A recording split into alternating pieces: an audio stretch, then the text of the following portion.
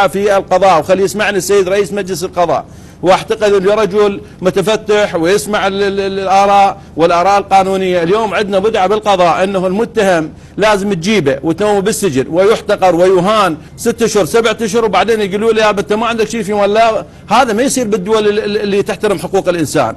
يجب اليوم المتهم اذا المتهم غيابي وما مدون اقواله، من يروح المحامي. انا رحت مره بقضيه، القاضي يقول لي استاذ ما يصير تقدم طلب المتهم هارب. اخي متهم هارب اكو ادله تثبت بانه هاي دعوه كيديه. انت اسمع الادله من عندي وخاطب الجهات مثل ما هسه جنابك وجناب السيد اللواء قال يخاطب شو اسمه المنافذ الحدوديه، يخاطب الجوازات. يعني شرط انه اكو محامي، فمن حقه لا لازم عنده محامي. الشخص خارج يقدر يخلي شنو ما يقدر يروح للسفاره الموجوده في هاي الدوله واكو قنصليه يسوي وكاله للمحامي والمحامي يقدمها. بقت اذا القاضي هو يقول له احنا عندنا اتجاه قضائي، اتمنى من السيد رئيس مجلس القضاء الاستاذ الفاضل القاضي فايق زيدان ان يسمعنا بهذه القضيه. كثير من قضاة التحقيق عندما تقدم له عريضه او طلب من المحامي يقول له استاذ هذا المتهم هارب او غيابي، من حقك لا، من حقه ان يستمع الادله ويشوف ايش بها اللائحه مال المحامي، واذا بها ادله تفند القضيه. ليش لا تجيب المتهم وتذبه بالسجن؟ تعرفين كل دول العالم اخر اجراء واعيد المره العاشره خلي يسمعون القضاء ويسمعني الشرطه، اخر اجراء يتخذ بكل دعوه هو اصدار امر القبض او الاستخدام. احنا صار عندنا كليشه، جيب مشتكي وشهود 2 وصدر امر قبض. اخي هذا اكل الدهر وعفى عليه. بالتالي الصوره هاي الجيران اللي هي الاردن، متهم يحال الى الجنح، يحال الى الجنايات، يحكم عليه في محكمه الجنايات والجنح، لا يتم توقيفه، يطلع وين المحامي مالته. من يصدق امام محكمه التمييز صدق على القرار يلا يدزون عليه ويذبونه بالسجن. احنا ينومونه 5 سنين 6 وبالاخير يقول له زين ها شنو ذنبه هذا؟ عائله تديح، غراضه يبيعونه، بيته يبيعه، هذا الاجراء يجب ان يدرسه مجلس القضاء دراسه حقيقيه. المساله اعاده النظر في كل الاجراءات التحقيقيه الخاطئه اللي تؤدي الى انتهاكات في حقوق الانسان. احنا لضيق الوقت، رايك باختصار اليوم ايش نحتاج للشعب العراقي حتى يعيش بكرامه ويحس انه اكو امان ببلده؟ انا اقول شو نحتاج.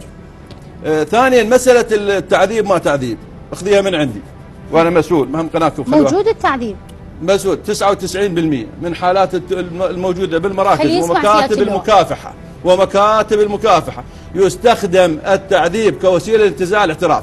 وراح اعطيك الدليل وراح المشاهد يعرف دليل. ما كل يوم واحد متهم ومجرم يجي يصير ملاك صالح ويقول للضابط انا ارتكبت هاي الجريمه وارتكبت هاي الجريمه. مستحيل. بينما المشرع لم يطلب من المتهم ان يقول الجرائم اللي ارتكبها، بل على المحقق ان يواجهه بالادله حتى يعترف، مو يجي يدق عليه. اصبحت المساله ارتكاب الجرائم التعذيب في السجون العراقيه لها سبب، انه اولا عدم وجود تطور في اجراءات التحقيق. تلاحظين هسه عوفك شوف الافلام هاي تطلع الاجنبيه، شوف ايش قد المحقق يتعب ويتابع ويلا يجيب ادله يجمعها حتى يواجه المتهم. احنا نجيبه علقه ودقه ووديه للقاضي دمه يخر. وانا اقول لك اغلب حالات التعذيب بعلم القضاء، خلي يسمعونه وكل المحامين موجودين اغلبها بعلم القضاء، لكن يقول لك معترف وهذا مرتكب جرائم.